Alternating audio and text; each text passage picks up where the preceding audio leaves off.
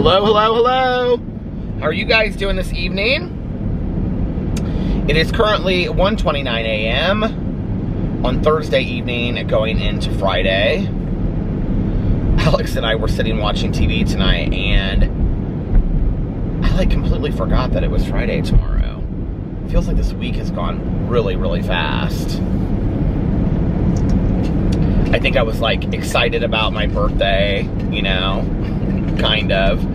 And then it was my birthday. And then we went out to dinner for my mother-in-law's birthday. And then all of a sudden it's Friday. And I'm like, oh my God, what happened to the time? So anyway, it is currently 63 degrees outside. It's kind of chilly. It feels like a fall evening outside. Of course, when fall gets here, and it's 40 or 50 degrees outside, I won't say that, but it's kind of a little chilly, kind of windy tonight. I was standing outside with the dogs before they went to bed with Alex, and the wind was kind of moving through the trees. It kind of reminded me of a To Kill a Mockingbird night. So let me tell you my situation with Miss Gertie Birdie and her babies, first of all, because I'm very worried. I know I shouldn't be, but I've talked to several people about this. Even one of my friends that has nursed baby birds, you know, until they can go free. But I woke up today and I was outside, and I noticed that there was only one baby left in the nest. And I think 2 nights ago I could see Mrs. Birdie still. I don't understand this construction thing that they have all set up here. I don't understand which way I'm supposed to go. I guess I'm supposed to go, I don't know if I'm supposed to go that way or this way. They have it all messed up around here. Not that way. That goes into gravel. Okay, so anyway. Oh, you can't even go forward or straight on Keystone. So, 2 nights ago, Mrs. Birdie was still sleeping in her nest, because where it's hanging from the kitchen, I can look out and I can see into the nest. So she was sitting there in her nest all night long. In fact, when I came home from vlogging, I just turned our front lantern off. We have a front what do you call that light? A sconce. I don't know what you call that. Carriage light is what they call it in our neighborhood.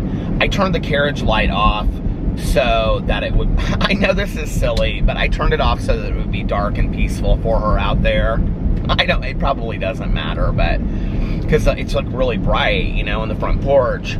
And so I turned it off so that she could sleep.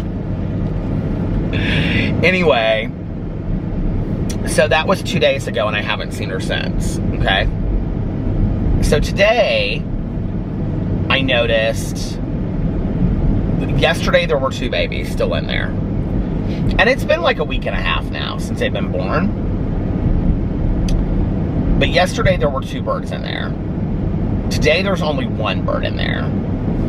And at first, I've been referring to him as he with everybody I talk to, especially Alex. I think Alex is kind of over it at this point. But I've just been really worried about this bird, because at first he was just kind of sitting in the nest and just kind of looking around, and I just stand there at the kitchen window and I would just look at him through the window. And so then a couple times he got up and he started kind of flitting his wings a little bit, like he was going to try to fly. But he wouldn't take off and fly. So then he went back to sitting in his nest. Well, when I was on the front porch earlier, just sitting out there, when my neighbor came by and stuff, I could hear Mrs. Birdie. I know this is gonna sound crazy, but I know what she sounds like now after all these weeks. And she lands right in our tree right there in front. And she like, you know, whatever. But she wasn't going back to the nest. And I didn't know why. Maybe this is a bird thing. I don't know.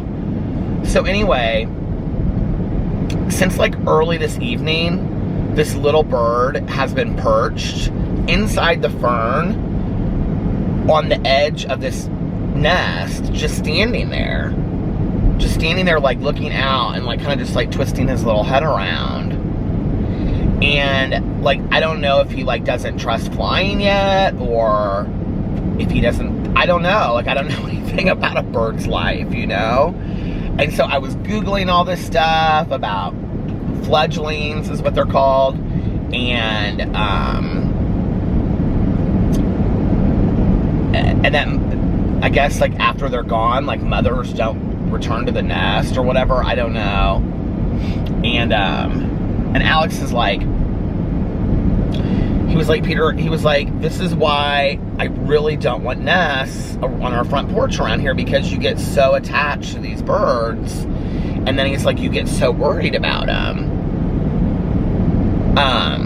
But like, I feel with like Mrs. Birdie before, like she had like 4 or 5 like little fledglings. She was a bigger bird too, and it was a bigger nest. This is like a really little nest, and there were only 2 little baby birds in there. Like, I feel like before, like they were born, and then like, you know, they would like, for like 3 or 4 days, I would like, when I was going to the front door, because it was right there, it was on top of our carriage light, which we now have a rock on top, so that like birds can't build nests there, because it's right next to the front door. So when you walk out, it's like, you know, Mrs. Birdie would fly away. So, but when I would walk in, they would be like they were hungry, and you know, like then she would come and feed them. So this is in the corner of our front porch. And I've seen her come over there, and I've seen her feed them. But this little guy just sat on the edge of his nest all, like, since early evening. And just is, like, sitting there in the same spot. So it said that, like, after a week, like, they have enough feathers that they can keep themselves warm at night, which, thank God, it's, you know, not cold outside. But he definitely has enough feathers on him. I mean, he looks like a little bird. He could probably fly away. I think he just is, like, not sure, not trusting. I don't know. Like I said, I don't know a bird's life, you know? But, so, like, whatever we're doing, I just keep on walking into the kitchen and standing there in the window, just looking out to see if he's, like, left his perch yet. And he's not. He's just sitting there on the edge of the nest. And then, of course, I get kind of sad because I'm like, I'm sure I'll wake up tomorrow and he'll be gone. And then it's like, my life with the birds is yet over again, you know?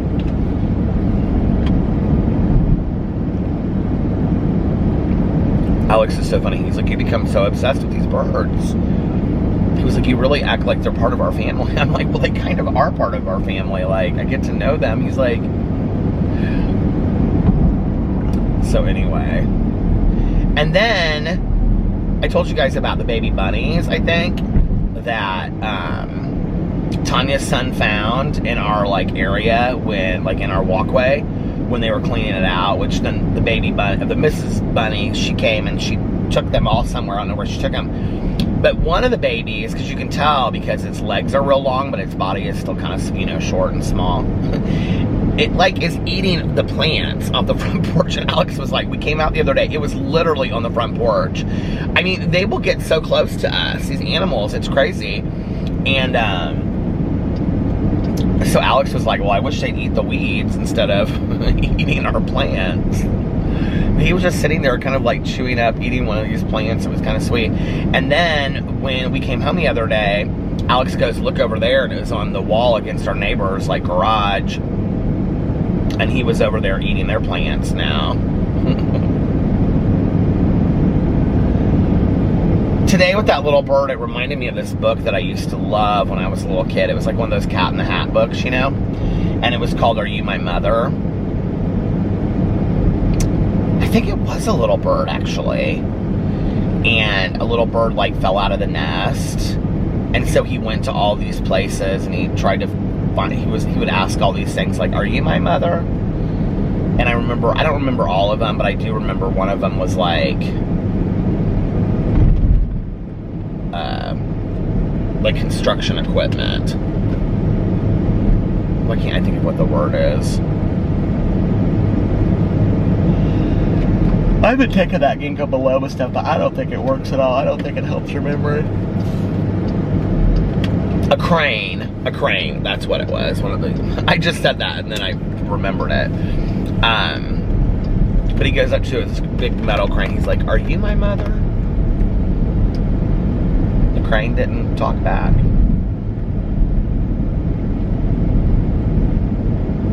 I loved that book when I was a kid. I don't know why I instantly thought about that today.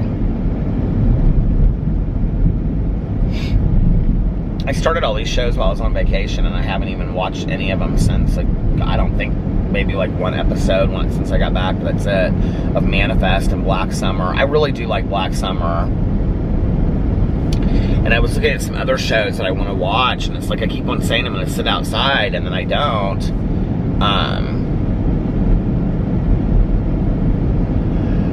I feel like last summer, I started my day a lot earlier. I've been like starting my day later and later and later. It feels like my filming day, like filming videos. Like I've been filming videos starting at like 4:30. What is this in the middle of the road? I've been starting my day at like 4:30 or 5, which, I mean, then it takes me till, 8 or something to get all the videos up. I need to be like getting into the chair by like 11 or 12. It doesn't really take me that long to film the videos, I was talking to somebody today and they're like, on a good day, how many videos do you film? I'm like, on a good day, I film 6 videos, maybe more. And they're like, really? And I'm like, yeah, like on a good day, on a really good day, I'd film, 2 drama videos, my vlog, Peterisms video, a review video, Peter Does Stuff video, and a booktube video. They're like 6 or 7 videos in a day. I'm like, yeah, but I don't edit. So like, it cuts that out. I know YouTubers that their videos really like are not a whole lot different than what I do. They're sitting in a chair, but they go in and they cut out. I mean, like they have all these, jump cuts in their videos. And it'll take them, like, they'll be like, it took me 12 hours to edit this video. And I'm like, it took you 12 hours to edit a 10-minute video? They're like, yeah. I don't think I have that kind of patience. And I personally don't feel like it really adds a whole lot to the video. Like, if you're doing editing that's like a lot of like special effects, or you're including a lot of like screenshots or things like that. But like, even, I mean, when I throw up a screenshot in a video, I mean, I know I'm not doing 50 of them, but like if I do a screenshot in a video, it takes 2 seconds to do that on iMovie. I mean, I don't even use like any kind of special software. It just, it takes no time at all to do that. But to do like really kind of like serious editing, I just don't think, like, a couple years ago people would say to me, well, if you really improved the quality of your videos, like if you started editing more, you would get a lot more people that would watch you. And I just kind of think, like, don't you know who you are a little bit? You know what I mean? Like, I know myself well enough to know that people are not coming for fancy editing. Like, I don't think it would change anything. I really don't. I do think including like screenshots of what I'm talking about, like, obviously that helps when I remember to do it. But I don't think like on a Peterisms video or anything like that, or like, a Peter Does Stuff video, like fancy editing would really change all of that. Well, on my Peter Does Stuff channel, I really want to keep it like old school YouTube. I just want to do, like, it's so crazy to me that this gas station is now closed at like 10 o'clock. I drove by here, it was before 10 o'clock the other night and it was closed. So they must close at 9 or 9:30. But anyway, it's always open 24 hours. Now it's closed.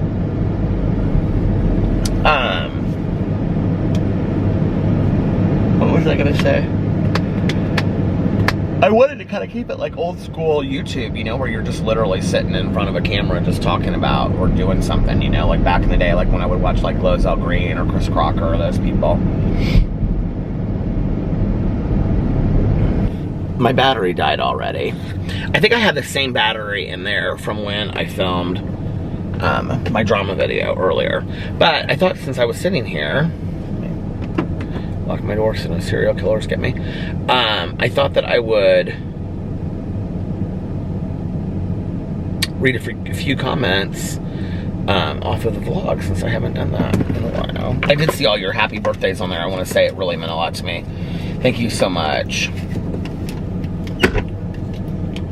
I have these cheapy reading glasses in here that I use. Let's see. Veronica said happy birthday. Oh, Michelle said we need a Mrs. Birdie update, please. Well, there, you got the Mrs. Birdie update. I'm very concerned. Melissa said hello, hello, hello. Andrea said nothing better than a summer rain. Tiffany put emojis, a little smiley face and blue hearts and thunderstorm cloud.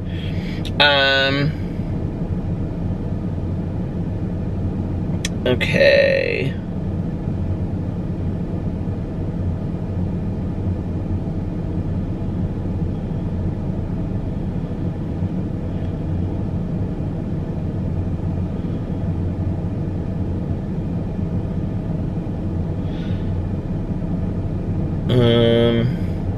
I'm just kind of reading through these.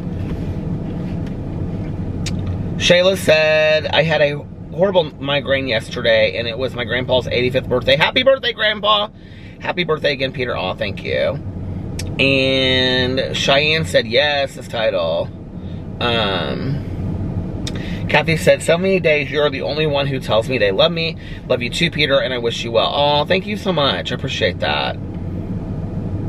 Melissa said a 3-hour vlog would be the best thing ever. I would love that because I had mentioned the other day that about doing a 3-hour vlog again on here.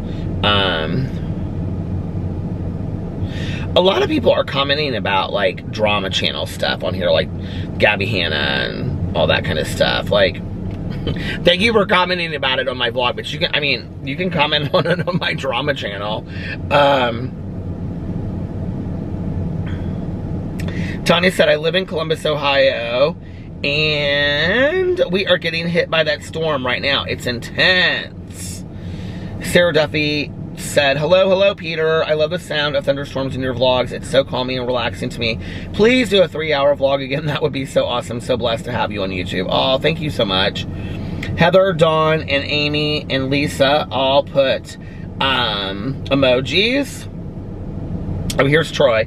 Troy said, hey, Peter, I'm hoping we get a 3-hour vlog this summer. Would love to see it. I can't get enough of you. Watching you is the best part of my day. I'm so blessed to have you as a very good Judy. Love you, Peter. Oh, yeah. And one more, I love you. Oh, thank you. Gina said first. She was actually third, but congratulations, Gina. Tammy put 4 blue hearts. She was actually second. And Daniel was actually first. And somebody, he said, was I first? Yes, Daniel, you were first. And he put, good morning, Peter, with 3 blue hearts. Okay, hold on a second.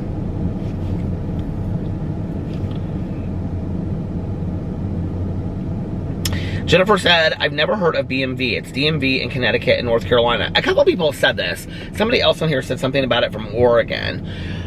So I don't know if DMV stands for Department of Motor Vehicles, and Indiana is Bureau of Motor Vehicles. So that's why there's BMV.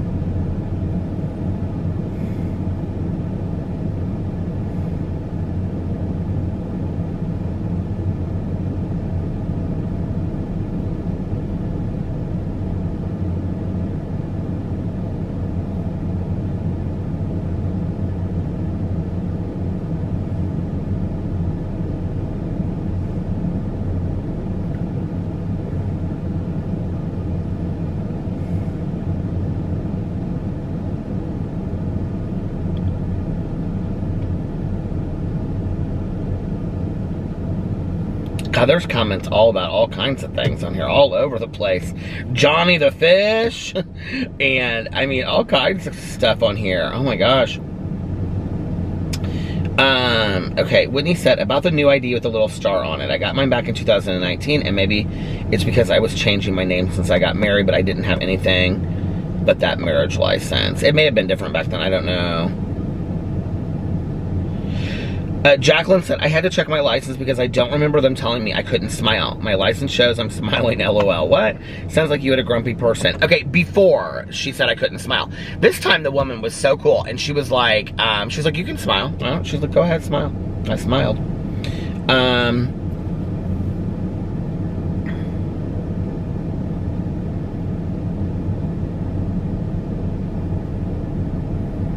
Ulzog Beauty said, you had a very unique experience because 17 minutes is definitely not the norm. You know what about going to the BMV? You know what, Tanya and I were actually talking about that, and Tanya was like, I never am there that long either. She's like, it's always like really pretty short for me. So many people wish me happy birthday. I just want to say thank you so much. HD Zines, Samantha, Esmeralda, Tiffany. Katie said, what's the new driver's license thing? This is the first I'm hearing about it. Okay, so, I have it in my car. Hold on a second. I think I have it in here. Or did I take it inside? Oh, no. I put it back here, I think. So,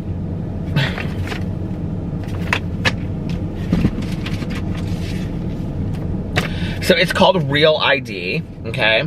And, will your license fly? Don't get grounded. Upgrade to a Real ID before okay, it says 2020, but it's actually 2023.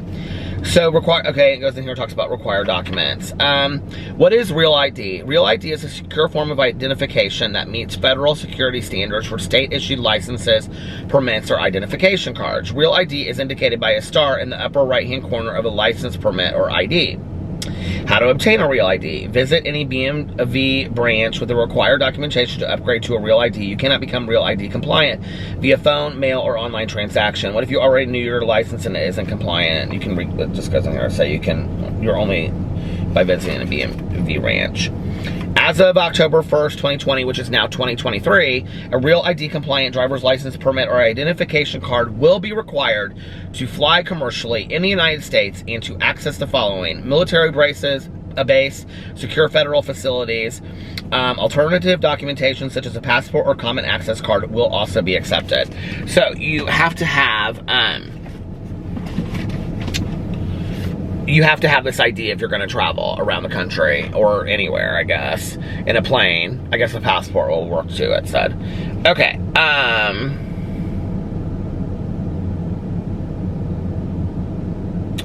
Liz said, one more I love you sticker would be so cute for water bottles or laptops or whatever. Oh, that's a cute idea. I like that. So many people were so nice with all the happy birthdays. Nick, Haley, and Elise. Nick again.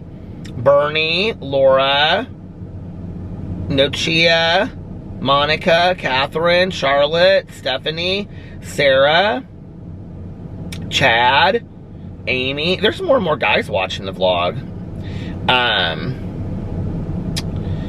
Ildy. Marie said, when Peter says, she let me keep my old ID, I watched it 5 times. Hold on a second. Okay, I'm back. I was reading this comment, and then it reminded me of a story about a friend of mine, and I was telling the story, and of course I didn't just say my friend's name. I was giving all kinds of details, but then I got totally sidetracked because this bird literally, it was like this, I'm obsessed with birds. I don't know what the problem is, but this little bird like ran across the parking lot. And I just sat there and I talked about that, and then all of a sudden I got back into telling the story about my friend. And I was like, okay, you need to not be doing that. So I said my friend's name, I talked about where she worked, and all this kind of stuff. So anyway, thank you for all of the birthday wishes. I really, really appreciate it. It means a lot to me. And it really made my birthday special. You know, Alex was asking me, he was like, did you have a good birthday? And it's so funny because, like, I said that day, you know, it's like I always like act like I don't want to do anything, and then the day of my birthday comes, and I'm kind of like a little let down that I hadn't planned anything. And I was honestly thinking through, like, because I had a good birthday. I really, really did. Like, I was surrounded by people that love me, and you know, I had a great birthday, and people were so kind to me, and I got a lot of text messages and a lot of calls that day, and it just, you know, I was surrounded by love. And then on top of that, just to get like overwhelming amount of happy birthdays and love from all of you guys out there, and really on all of my channels, was just really, really nice, and on Twitter and Instagram and stuff like that. And but I was like thinking back on my birthdays, you know, in my life, and I've never really had any monumental birthdays. But I've told this story on here before. It's like, I do remember, I need to ask my dad how old I would have been. I don't know if he would even really remember. But I had a birthday party, and I invited, you know, it was like friends of my parents, like kids that were friends of my parents, friends of my parents' kids, and then like a couple people from my tennis camp, and whatever, I don't know who, I don't really know. I just know this one kid from my tennis camp was there because my grandma used to always buy Caroline and I these tracksuits that were like Adidas tracksuits. I think they were Adidas because they have the things on the side. I remember I had a light blue pair that I loved, but I had this white pair, and it was like the jacket, you know, and then the pants. And I loved these tracksuits. And my grandma worked in this well, it was called the athletic department back then, and I think she was retired from there by that point. So anyway, so she would always buy Caroline and I these tracksuits for Christmas and birthdays and stuff. So I stood up because somebody was like, open another present, and like I stood up, and I was like kind of sitting in this like half circle kind of thing, and when I stood up, this kid de-pantsed me. And I would have been pretty young when that happened. I don't really remember. I can see it happening because we were like on a porch in my house. I can see it happening, but I was done. Like the birthday party was over for me at that moment. Like I was embarrassed and ashamed. I just was like, I can remember I like ran out of the room, and then like I didn't want to go back in because I was so embarrassed. And I can remember my mom saying something like, nobody cares and they're not laughing about it, and come back in. And I just was done. I just was like, no, I'm not doing this anymore. And so like I never really ever, I don't remember ever wanting to have a birthday party after that. I do remember like some birthdays my dad would take me, like maybe not on my birthday, but around my birthday, my dad would take me to Kings Island, which was this amusement park in Cincinnati. It's still there. And, like, and then, like, a friend would go. But it would be, like, again, like, you know, one of my dad's friend's sons or something would go with us for the day. And, I think because of that,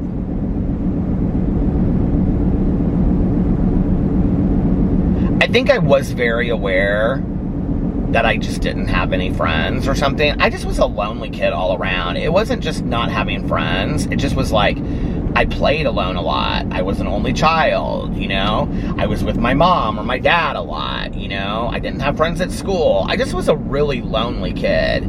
And, I don't even think, like, I really realized how lonely I was. I remember my dad kind of like got really upset a couple years ago because Alex made some joke about only children. Like he said something about like, oh, you know, only children or something like that. And my dad said, don't say that. Peter was never that kid. Peter was the most giving, unselfish kid. Like, and I never even, to who, I don't know. But he was like, he'd always like share everything. And, you know, he was never asked for a lot when he was a kid and whatever. He just wasn't that kid. And, but I can remember just like, I don't even remember at some point, like, my parents asking me if I, like, wanted a birthday party or wanted to do something special. I just didn't, you know? And I don't even remember really them asking me to do something. I remember doing a lot of things with, like, my mom and then my dad alone. Like, I would do something with my mom alone, like, typically on my birthday. And then with my dad, I would do something alone, you know? And that kind of carried over into, adulthood as well. Like, I really never did. I had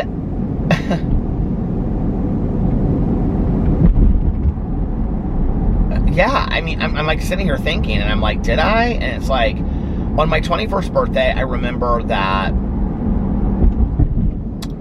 some friends of mine, we all went downtown and went to dinner, and then we must have gone out or something like that. I remember going to this Italian place for dinner. It's like Iria's. I don't even know if it's there anymore.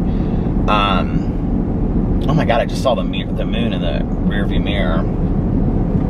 But I never wanted parties, you know. Other than that, I think that was like the only thing like I ever did. We would go out to dinner with like my aunt and uncle for my birthday and stuff as I got older. But you know, I just like, I came out on my 18th birthday. That was a big deal. I was hungover. I remember my friends and I, we went to go eat at MCL cafeteria. I had just graduated a month before, and then I came out that afternoon hungover to my parents. First my dad and my stepmom, and then my mom. And that had been something that I had decided I was gonna do. And,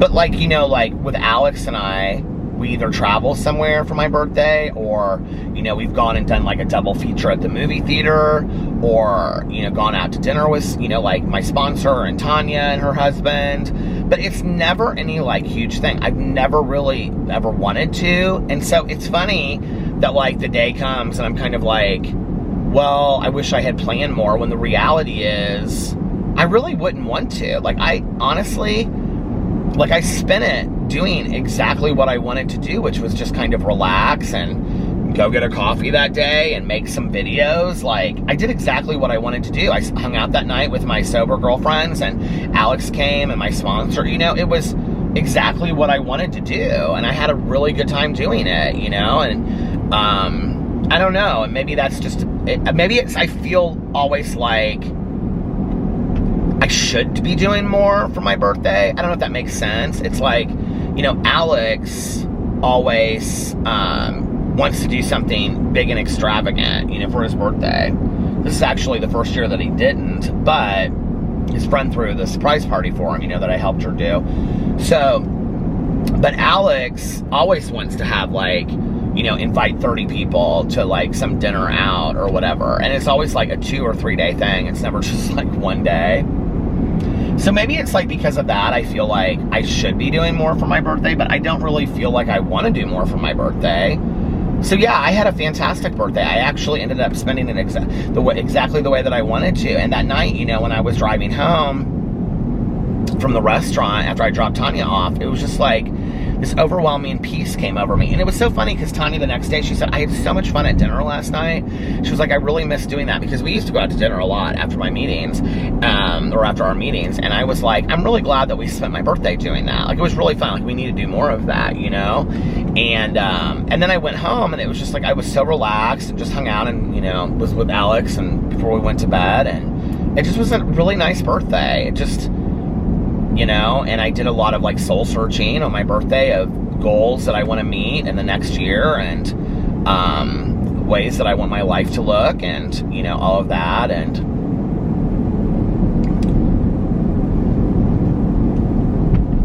I probably would have gotten up a little bit earlier. I'm like really, like, this is gonna sound so crazy, but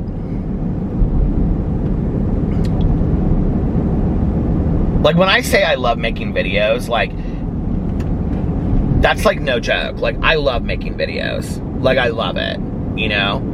And like, sometimes when I'm tired and I'm laying in bed at night, I'm like, I'll just vlog tomorrow. But like, I can't imagine just like not vlogging for a day and being like, hey, you guys, I decided to take a day and not vlog. I really can't imagine that, you know? And so when I got up on my birthday, and I was like, I really thought like, well, maybe I just won't film any. I have actually felt this way for like the last week, because I haven't really, the day that we flew back from Florida, I didn't have any videos pre-filmed. That was I think the only day in a month that I hadn't filmed any videos. And so I was like, this whole week I've kind of been like, well, maybe I'll take, you know, a day and just not make any videos. I mean, if it was really nice outside and it was like a pool day, I think that I would do that. But then I still think like, well, do a review on the way there, and then when you come home, you can film a drama video, because you usually start filming your videos late anyway, like 4 or 5. You know, 4:30, 5:30. So it's like you get home, you can still film a drama video or a Peterisms video. I don't know. I just love it so much. I feel so blessed to do something that I'm so passionate about.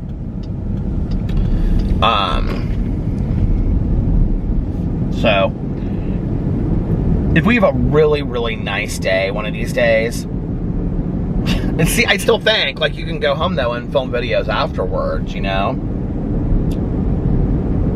It's a true blessing in life to find something that you absolutely love to do, you know? And I didn't really know that I loved it this much, you know, when I started it. It was like, I mean, there's definitely things I want to do differently. Like on my Peter Does Stuff channel, I want to post more often, and I have a lot of ideas, like, well, I have a really, so I got a bunch of packages at the post office that I have to open. That's one video. And then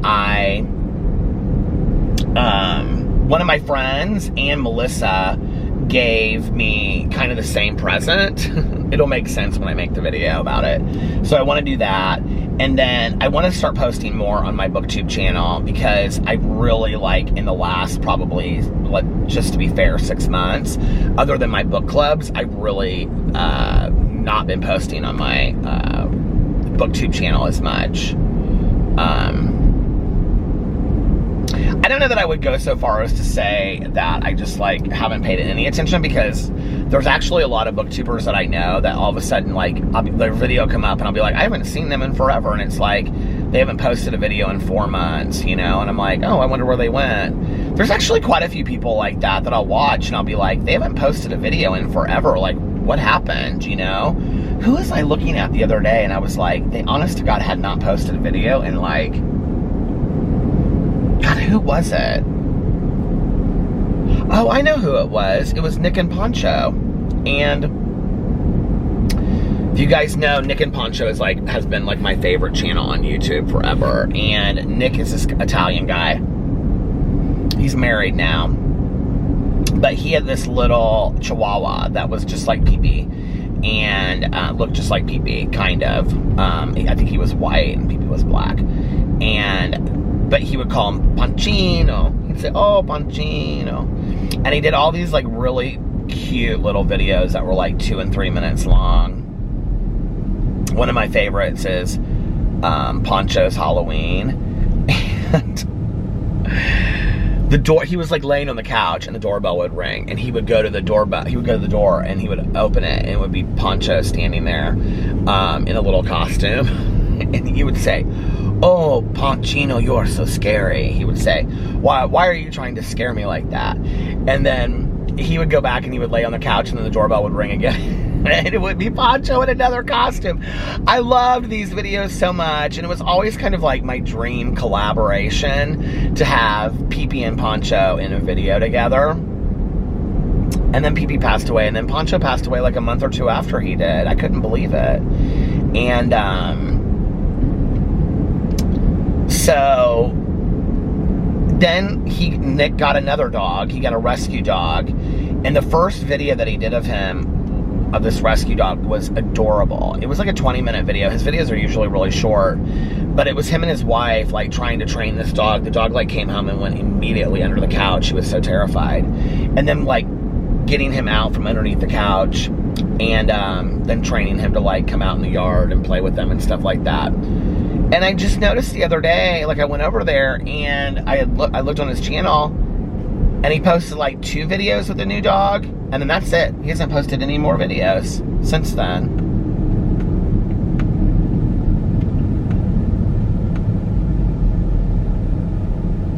I always think about him like, you know,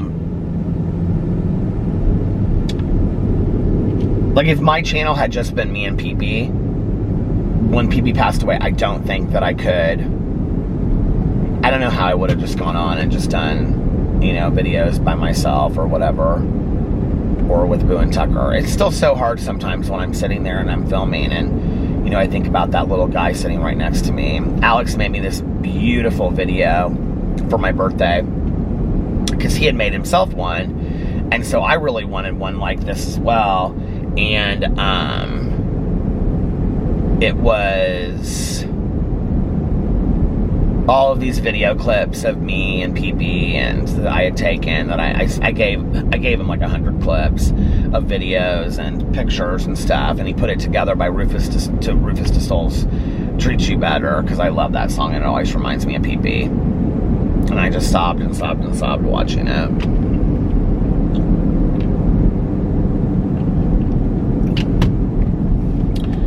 We don't have any plans for 4th of July yet. Some friends invited us over to watch fireworks on Saturday night. It's so weird because, like, every different suburb of Indianapolis is doing something different. Like, the downtown fireworks are on Sunday night. Everything's closed on Monday because it's the 5th, you know, the day after 4th of July. And then Carmel Fest is Monday, not Sunday, which that makes no sense to me. And a lot of places are doing fireworks on Saturday night. I think it might be because of the weather forecast. I don't know if the weather forecast is for rain or whatever, but if that's the case, then that might be why they're doing that. I don't know. So we'll see.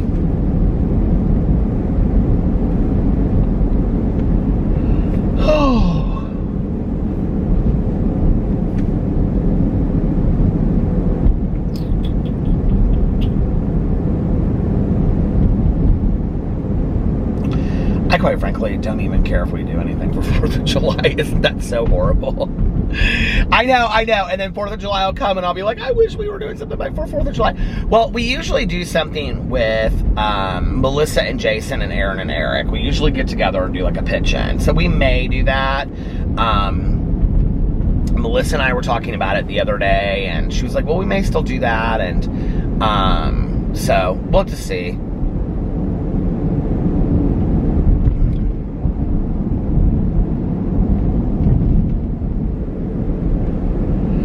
It seems so weird to me that it's the 4th of July already. I loved that movie. I need to watch that movie this week, the Miss Firecracker contest. Have you guys ever seen it?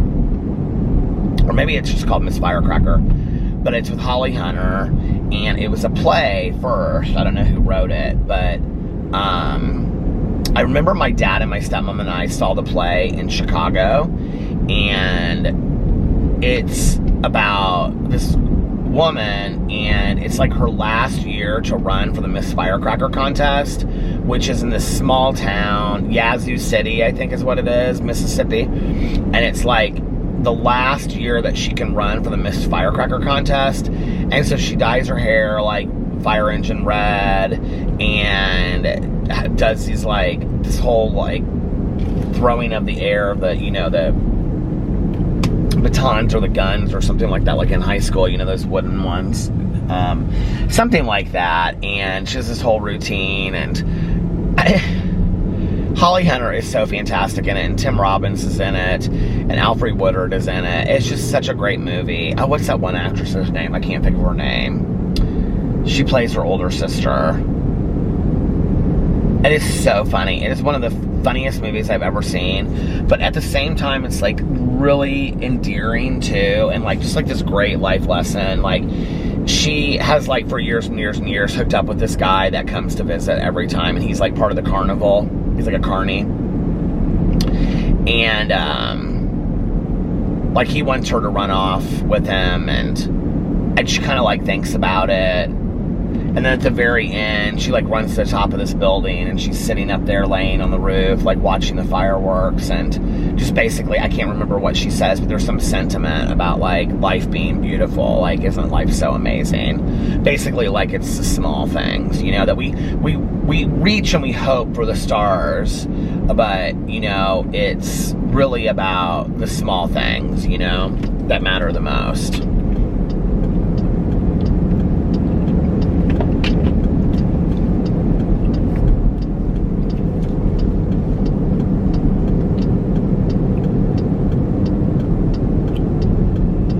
Such a good movie. I always think of these like summer movies like late. I always think about them like in the fall, and I really want my husband has never seen the movie To Kill a Mockingbird, so I really want him to see it this time. He's like, I think I've seen part of it like in school, and I was like, well, we're gonna sit down and I want you to watch that movie. And when I saw my old sponsor when my friend was in town, we were sitting there talking, and we were talking about Harper Lee, you know, and To Kill a Mockingbird and Go Set a Watchman, and the difference between the two of them. He loved both those books as much as I did, and so we were talking about it, and kind of, I'd watched all these videos of Mary Badham, who played Scout in the movie, and she goes to schools, and she talks about the book To Kill a Mockingbird, and at the time that it was written, and the time that it was set in, which is different, you know. I mean, it wasn't written in the era that it was set in. It was written, I think it came out in like 61, but it was like took place in the 40s.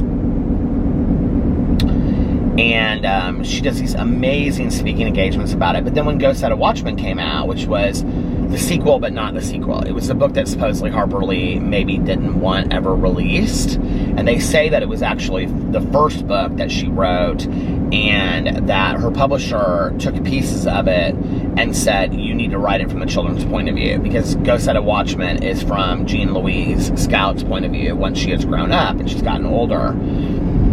And a lot of people have issues with Go Set a Watchman, but you also, like, the sentiment is of the time that it was supposed to be. And so he and I were talking about it, and he said, I never liked the movie of To Kill a Mockingbird, which I honestly like the movie better than the book. And the movie and the book are very different. There's a lot of pieces of the book that are not in the movie. And I said, what do you mean? He goes, I mean, the girl that played Scout, she never really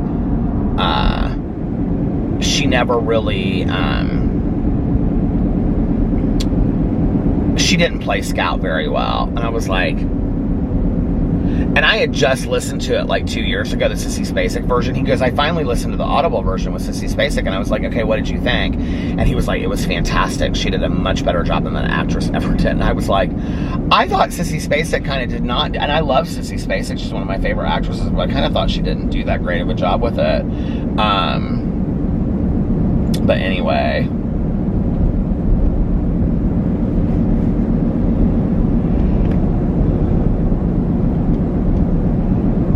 Amidst all the controversy of Harper Lee not wanting that book out, I remember talking to friends of mine about it at the time. They're like, are you going to read it? Even though she supposedly didn't want that book ever released. And I was like, I can't not. Like, I have to find out what happened to, you know, Scout and Jim and Dill, which you find out real quick in the book what happened to Jim and Dill and Calpurnia and all of them, and Atticus. It's very much this book, though, about, like, and this is true in life, you know, of Feet of Clay, that as we grow older, you know, it's like when we're younger, it's like in the book, To Kill a Mockingbird, from Scout's point of view, Atticus could do no wrong, you know? He was his god to her. But in Go Set a Watchman, she's grown up. And she comes home, and she realizes that her dad is a human being and he's fallible. And she doesn't always agree with his point of view. And And that he's not this God that she thought he was. He's simply a man. It's hard to come to terms with that sometimes, you know? It's hard to come to terms with. Have you ever had somebody that you, like, really greatly look up to? And then, like, you know, like, it's somebody that you've grown up with, like, your whole life, you know, like, from a little kid on. And then it's like, they say one thing, and you're just like, did that really come out of your mouth?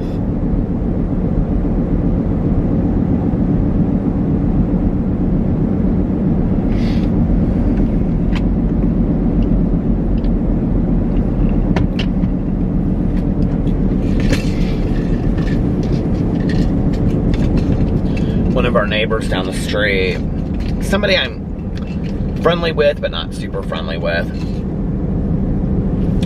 But when I see him, I always talk to him and say hi and stuff like that, you know? He's always real friendly to me. He's older. Not that that's any excuse.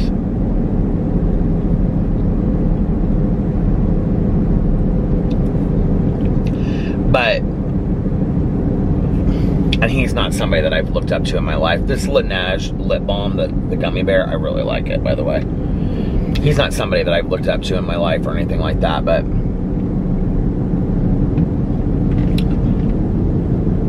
one day about a month ago, I was standing there and I was talking to him about, God, I don't even remember what it was now. Just something so random. And he said, he made a real bigoted statement towards me. And I just was kind of like, completely caught off guard. And I just was like, people don't really speak like that to my face. So I didn't say anything because I didn't really know what to say. I mean, this man's like 80, you know, he's pretty stern and whatever. So then I said something to my other neighbors that are right next to me that they know who this person is. And I said something, I was talking to the wife and then, because we love our neighbors and they're fantastic and they're just very loving and pretty liberal and, but just, you know, like just salt of the earth people. And I was telling her, you know, like, I didn't really know what to say in that moment. I was so shocked. I just was like, I didn't realize, you know, people felt so comfortable to make such statements like that. And she was like, it doesn't surprise me at all. You know, she was like, he said something to me and I made she was like, I kind of put him in his place. So then it happened again after that. And it was two comments in the same conversation. The first comment, I just was like, I was getting ready to say something, and then he made another comment. And I said to him, I said, you know, I really kind of have an issue with you feeling comfortable speaking to me that way. I said, I'm not cool with that. And he just kind of looked at me like, what? And I just kept on walking. I just said it and I just kept on walking, you know? And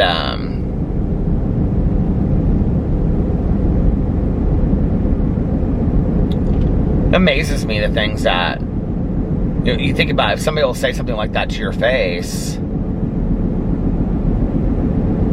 it was gay slurs that he thought were funny. They weren't. And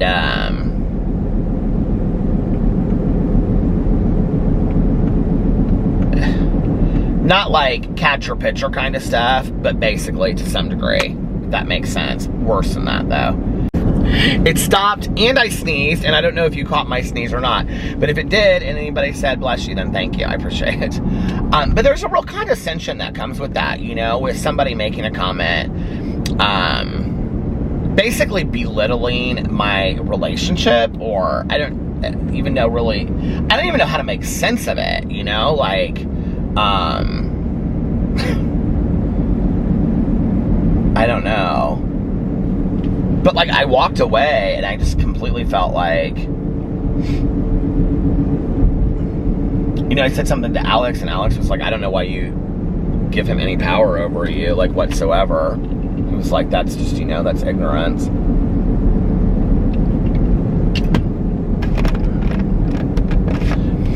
But not about saying something to him. He was like, I'm glad you said something. He was like, but don't let it continue to bother you. He was like, why are you borrowing that? Like, just, you said it, move on. And I said, well, what do I do the next time I see him? He said, say, hey, how are you? And if he doesn't respond, then that's his issue, not yours. I was like, well, that's true.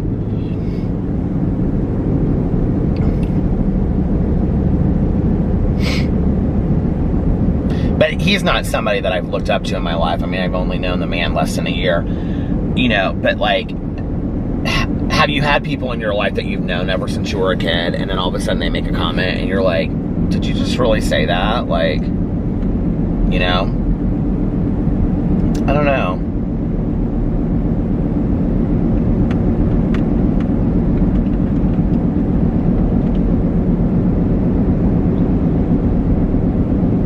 I need to get that summer book from my office. I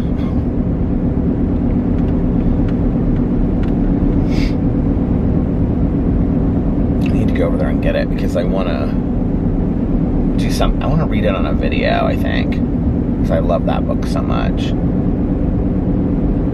I should have a day where I do everything. Well, how would I ride home on a tractor, though, lit by fireflies on top of a hay bale on top of a hay bale?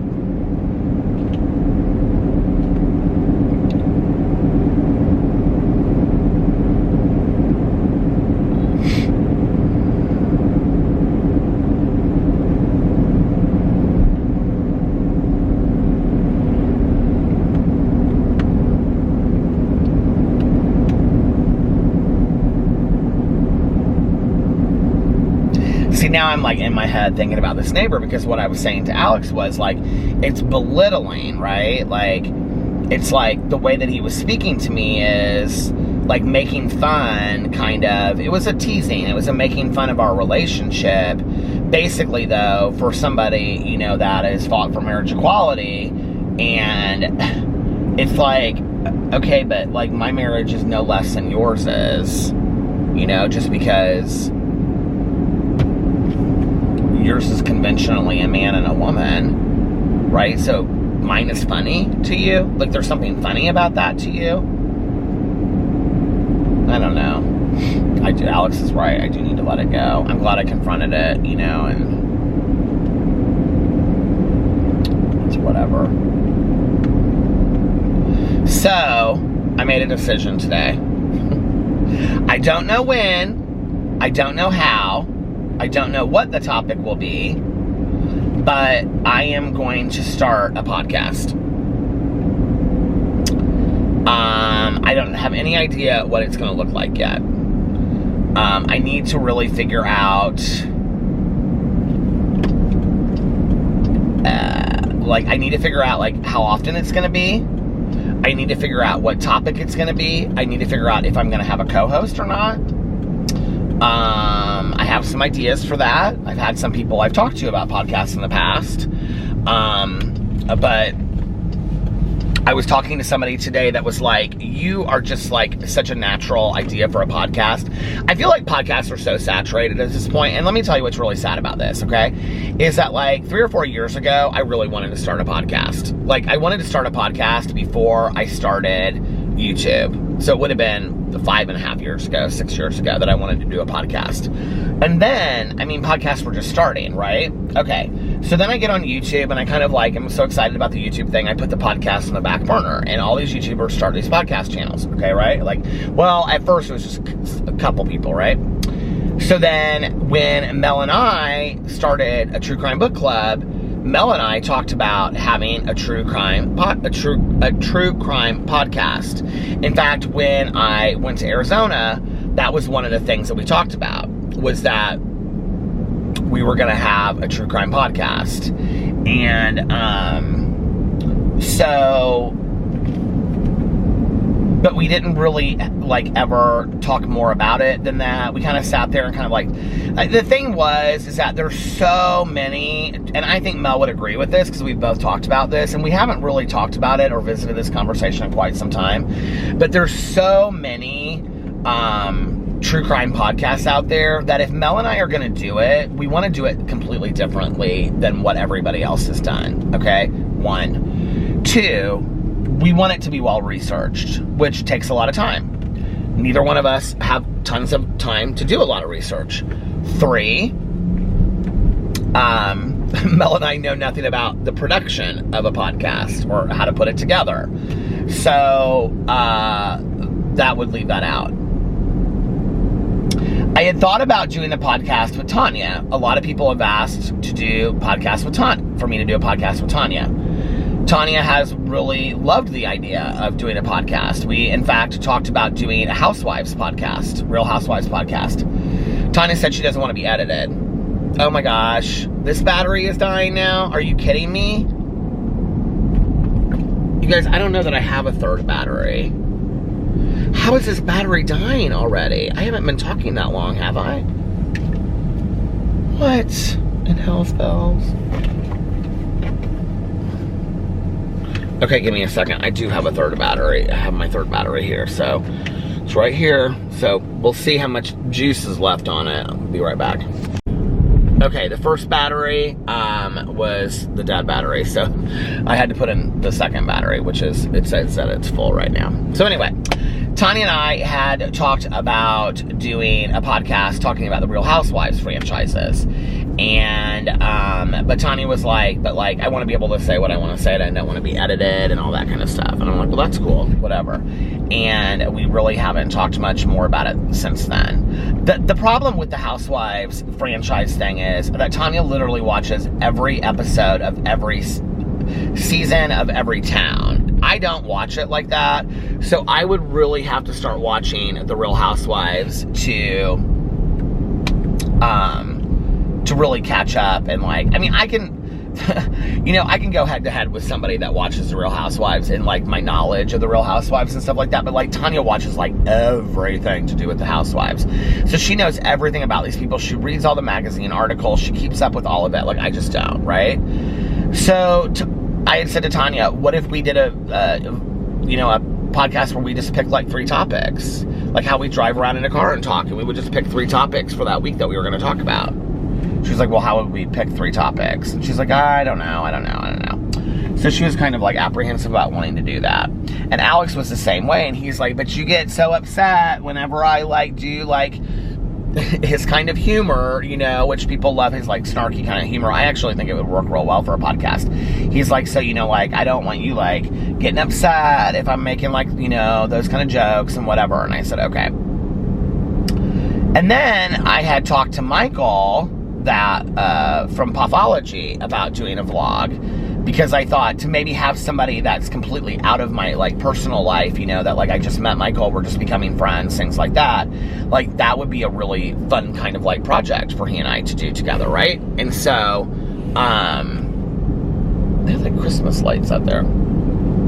I kind of mentioned something to him about it, about being like a co-host, and he was like, well, I would maybe produce it, but I don't know that I want to be a co-host. So I don't know who.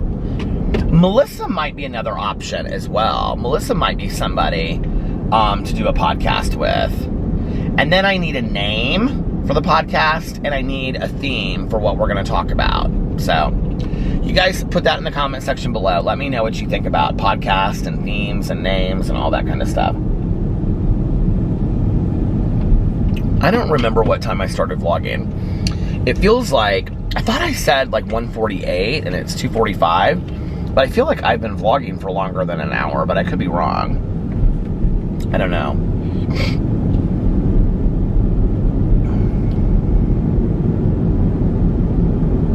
The moon's right over there, it's so pretty. But I don't know when the podcast is going to start. I don't know anything about it. It could be 3 months from now. It could be a year from now. It could be with Mel. It could be with, Alex. It could be with Michael. It could be with Tanya. It could be with Melissa. It could be with a complete stranger. I don't know. So we'll just have to see.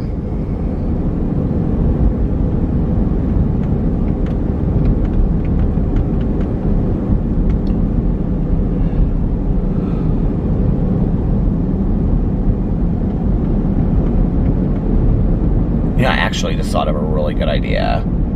What if I reached out to my high school bully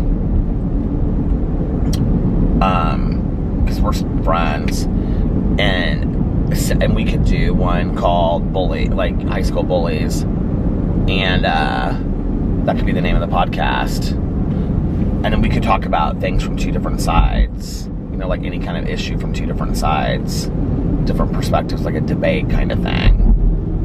You probably wouldn't want to do that. It's so funny, like, I was so scared of him in high school, you know? Like, not really scared of him. He always just, like, made a joke of me. Like, I was always just this big joke to him, you know?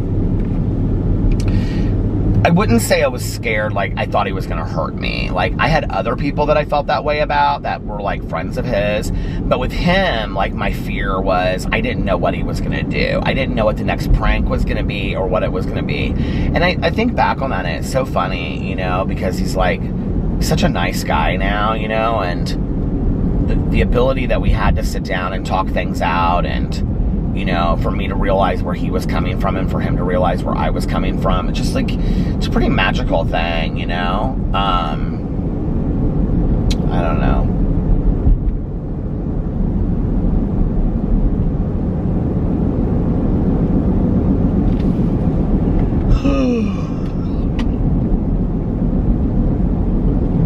The other thing is, everybody puts their what do you call it? Their podcast either on Patreon or they put it on YouTube. So I don't know what I would do. Like, would I don't know anything about this stuff to get it out there. Alex is like, why don't you just turn your vlog into a podcast? And I was like, no, I don't want to do that because I like driving around. I know people say this is like a podcast, but it's not a podcast.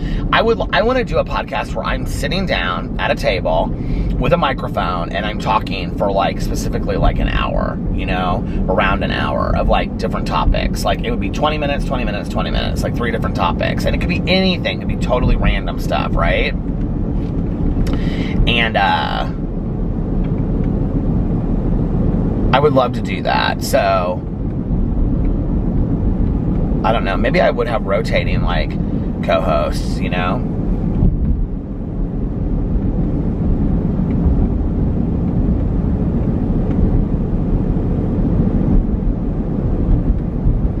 I honestly think, like, out of everybody, like, Tanya would probably be the best. Well, if I was going to do a true crime one, it would definitely be with Mel. I just don't know what we could do that would be so different. Does anybody have any suggestions on what we could do that would be so different as a true crime podcast? I just don't know.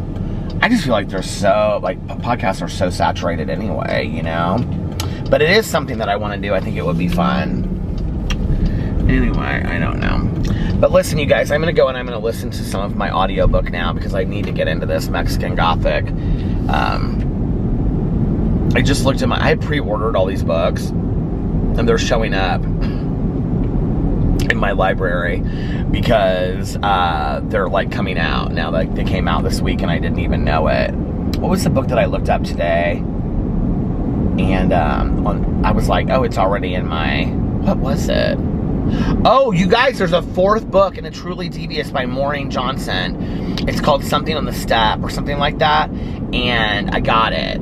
So that one's out already. That's in my library. That was one of them I was talking about that I pre-ordered. But the other pre-order, and I'm like, I am so ready to get into some of these books. Like, I've got to finish this book.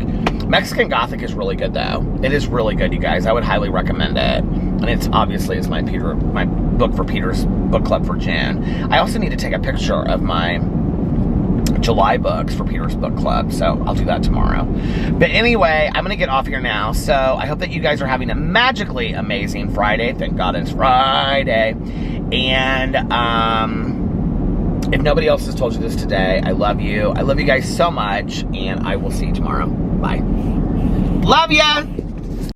And I know that I've been doing this a lot lately, but I just felt the need tonight to do one more I love you. I love you guys, and I'll see you tomorrow. Bye. Love ya!